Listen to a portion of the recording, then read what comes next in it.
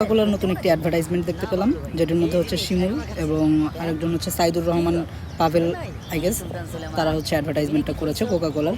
যদিও কোকাকোলা বর্তমানে হচ্ছে বাংলাদেশের মানুষ বয়কট করার কারণে তাদের এই নিউ অ্যাডভার্টাইজমেন্ট, কোকাকোলার নিউ স্ট্র্যাটেজি। বাংলাদেশের মানুষ যেহেতু ফিলিস্তিনকে সাপোর্ট করছে ইসরায়েলের পণ্য বয়কট করার মাধ্যমে, তার কারণে কোকাকোলার নিউ স্ট্র্যাটেজি ফলো করে তারা হচ্ছে নতুন একটি অ্যাডভার্টাইজমেন্ট ক্রিয়েট করেছে।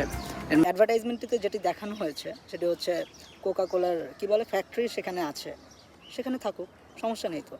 যে কোনো দেশে ইসরায়েলের ব্র্যান্ডিং থাকতে পারে, সেখানে ফ্যাক্টরি থাকতে পারে, কারখানা থাকতে পারে, তাই বলে কিন্তু প্রোডাক্টটি ইসরায়েলি না সেটা আপনি বলতে পারেন না।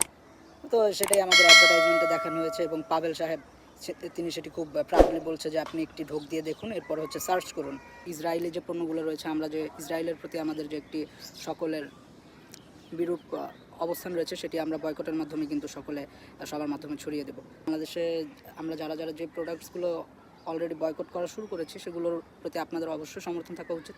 অ্যাজ এ মুসলিম আপনাকে সেগুলো ফলো করা উচিত। I hope. Thank you so much.